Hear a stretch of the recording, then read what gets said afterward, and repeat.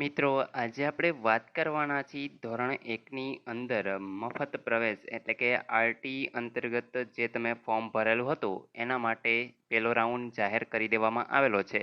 જે લોકોના નામ છે એ આવી ગયા છે તે ઉપરાંત હવેથીને બીજા રાઉન્ડ માટે તમારે સૌપ્રથમ તો શાળા પસંદગી કરવાની રહેશે. શાળા પસંદગી કરવાની તારીખ છે એ જાહેર કરી દેવામાં આવેલી છે. કઈ તારીખ છે એના વિશે ચર્ચા કરીશું. તે ઉપરાંત બીજો રાઉન્ડ ક્યારે બહાર પડશે એના વિશે પણ તમને આ વિડીયોની અંદર માહિતી આપશું, તો વિડીયોને પૂરો જોવા વિનંતી. તે ઉપરાંત મિત્રો, આરટીની અગાઉની પણ જે તારીખો આવવાની છે એના વિશે જો તમારે માહિતી જોઈતી હોય તો તમે ચેનલ સાથે જોડાઈ જજો, સબસ્ક્રાઈબ કરી લેજો, તમારા મિત્રો સુધી શેર કરજો. ચાલો શરૂ કરીએ.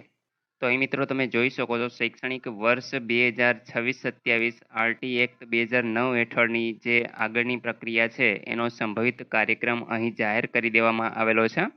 બીજા રાઉન્ડ પહેલાં ખાલી જગ્યાઓને પુનઃ પસંદગી માટેની આ અરજદારને તક આપવામાં આવે છે.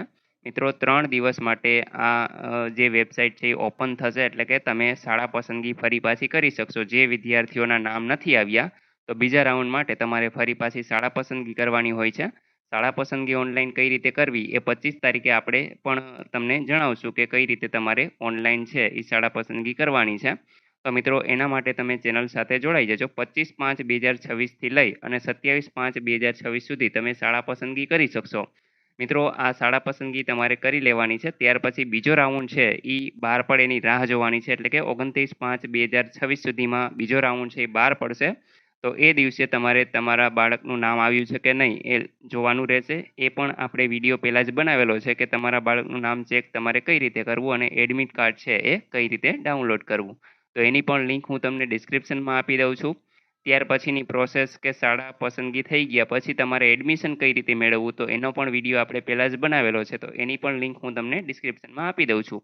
હવે મિત્રો, પ્રવેશ મેળવવાની જે છેલ્લી તારીખ છે એ દિવસ 7ની અંદર તમારે પૂર્ણ કરવાની હોય છે, જેમાં 4/6/2026 છે ત્યાં સુધીમાં તમારે તમારા બાળકનું નામ જો આવેલું હોય તો એડમિટ કાર્ડ ડાઉનલોડ કરી અને જે તે ડોક્યુમેન્ટ આપણે એના વિશે વિડીયો બનાવેલો છે તો એ ડોક્યુમેન્ટ છે તમારે એકઠા કરી અને તેમની કોપી સાથે તમારે ઓરિજિનલ કોપી પણ લઈ જવાની છે. અને 4/6/2026 પહેલાં જે તમારા એડમિટ કાર્ડની અંદર શાળાનું નામ હોય એ જગ્યાએ જઈ એડ્રેસ સહિત આપેલું હોય છે. તો મિત્રો, તમારે મૂંઝાવાની જરૂર નથી.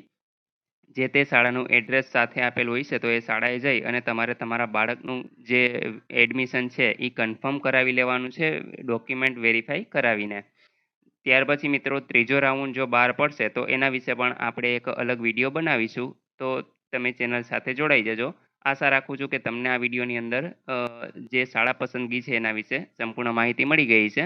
તેમ છતાં પણ કોઈ પ્રશ્ન હોય તો તમે પૂછી શકો છો. બાકી જ્યારે પણ 25/5/2026 શાળા પસંદગી કરવાની જે આ ડેટ છે એ ઓપન થશે એટલે મિત્રો આપણે તમને લાઈવ બતાવશું કે કઈ રીતે તમારે પસંદગી છે એ કરવાની છે. તો તમે મૂંઝાશો નહીં. આપણે જોઈ અને તમે તમારી જાતે જ ફોર્મમાં છે એ શાળા પસંદગી કરી શકશો.